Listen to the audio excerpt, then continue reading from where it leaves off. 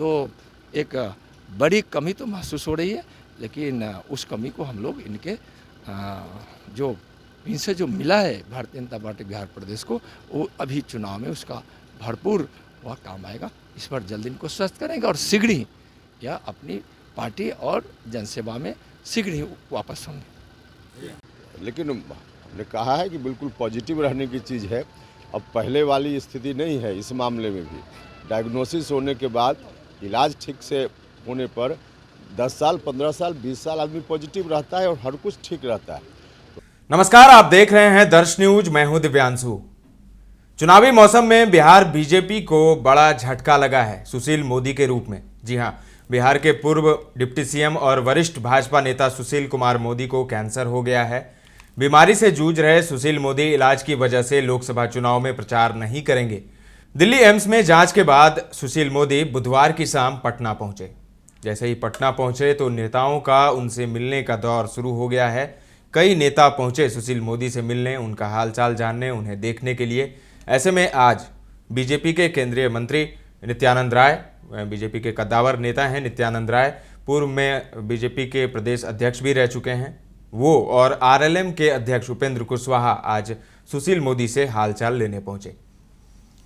हालचाल लेने के बाद मीडिया कर्मियों ने उनसे सवाल भी किया। जहां एक तरफ नित्यानंद राय ने कहा कि उनकी कमी खलेगी, सुशील मोदी की कमी खलेगी, उनके मार्गदर्शन में हमने बहुत कुछ सीखा है।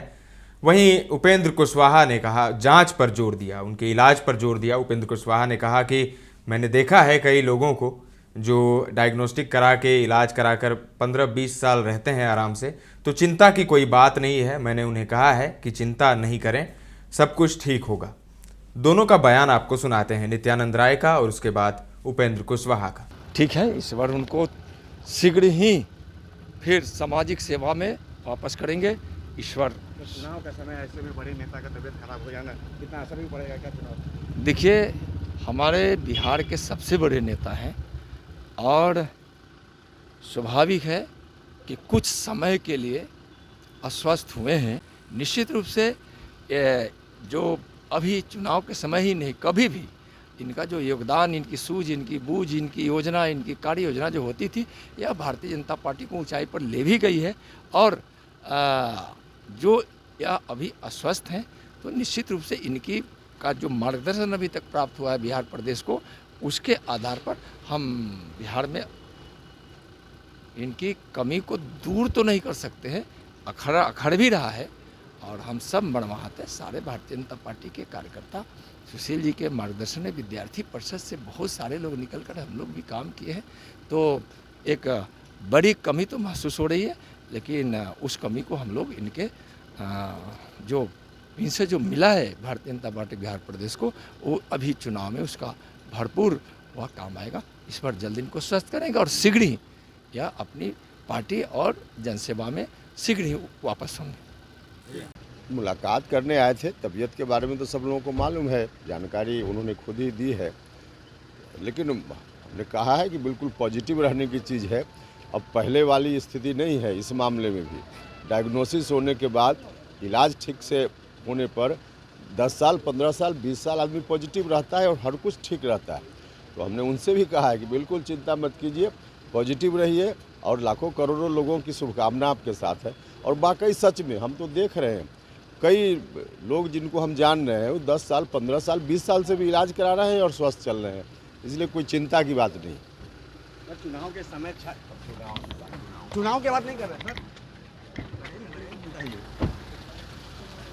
नहीं, चुनाव पे नहीं कर रहे थे ना। तो आप सुन रहे थे उपेंद्र कुशवाहा और नित्यानंद राय को, जो आज सुशील मोदी से मिलने पहुंचे। सुशील मोदी कैंसर से पीड़ित हैं। उन्होंने खुद सोशल मीडिया पर इसकी जानकारी दी। उन्होंने सोशल मीडिया पर पोस्ट लिखकर बताया, पिछले 6 माह से कैंसर से संघर्ष कर रहा हूं। अब लगा कि लोगों को बताने का समय आ गया है। लोकसभा चुनाव में कुछ कर नहीं पाऊंगा, पीएम को सब कुछ बता दिया है। देश, बिहार और पार्टी का सदा आभार और सदैव समर्पित। अब जरा सुशील मोदी के बारे में जान लीजिए। सुशील मोदी बिहार में बीजेपी के दिग्गज नेता हैं। इसी साल उनकी राज्यसभा की सदस्यता खत्म हुई थी। बीजेपी ने उन्हें दोबारा राज्यसभा सांसद नहीं बनाया तो उनके लोकसभा चुनाव लड़ने को लेकर अटकलें चलने लगी। हालांकि बीजेपी की कैंडिडेट लिस्ट आने के बाद यह भी साफ हो गया कि वे चुनाव नहीं लड़ेंगे। पिछले कुछ महीनों से वे सार्वजनिक मंचों से दूरी बनाए हुए थे। हालांकि वे सोशल मीडिया पर पूरी तरह एक्टिव हैं। अब उन्होंने सोशल मीडिया के जरिए ही खुद के कैंसर होने की बात बताई है। एम्स दिल्ली में सुशील मोदी का इलाज चल रहा है और बुधवार की शाम वो पटना पहुंच गए। सुशील मोदी ने पटना यूनिवर्सिटी छात्र संघ चुनाव से राजनीति में कदम रखा और जब वो महासचिव चुने गए थे तब उनके धूर राजनीतिक विरोधी लालू यादव उसके अध्यक्ष पद पर जीते थे। जयप्रकाश नारायण की संपूर्ण क्रांति के आह्वान पर सुशील मोदी आंदोलन में कूद गए और गिरफ्तारी के बाद 19 महीने तक जेल में रहे। मोदी ने इंदिरा गांधी सरकार द्वारा लाए गए मीसा कानून को सुप्रीम कोर्ट में चुनौती दी थी और उसकी एक दमनकारी धारा को हटवाने में कामयाब हुए थे। इमरजेंसी के बाद सुशील मोदी को अखिल भारतीय विद्यार्थी परिषद का राज्य सचिव बनाया गया। 1990 में वो पहली बार पटना मध्य विधानसभा क्षेत्र से चुनाव लड़े और लगातार 3 बार जीते। 1996 से 2004 तक सुशील मोदी बिहार विधानसभा में भाजपा के नेता और नेता विपक्ष रहे। लालू यादव पर पशुपालन विभाग में चारा घोटाला का केस सुशील मोदी ने हाईकोर्ट में जनहित याचिका के जरिए दायर किया था, जिसकी में बाद में लालू बुरी तरह उलझ गए।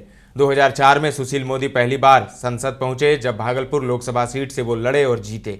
सुशील मोदी बिहार में नीतीश कुमार के नेतृत्व में एनडीए की सरकार बनने के बाद मंत्री और फिर डिप्टी सीएम बने तो 2020 तक जब भी नीतीश एनडीए में रहे वो उनके डिप्टी रहे। इस दौरान सुशील मोदी विधान परिषद के सदस्य बनते रहे।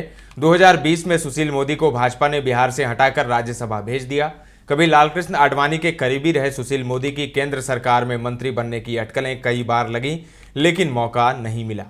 सुशील मोदी बिहार के उन चुनिंदा राजनेताओं में हैं जिन्हें राज्य के दोनों सदनों यानी विधानसभा और विधान परिषद और देश की संसद के दोनों सदन यानी लोकसभा और राज्यसभा में सदस्य बनने का मौका मिला है।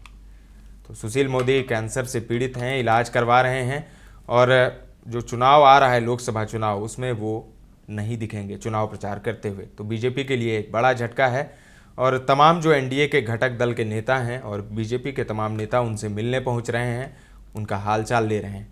फिलहाल के लिए इस खबर में इतना ही। दर्श न्यूज सुशील मोदी के स्वस्थ जीवन की कामना करता है। फिलहाल के लिए इस खबर में इतना ही। तमाम अपडेट्स आपको देते रहेंगे, बने रहें दर्श न्यूज के साथ।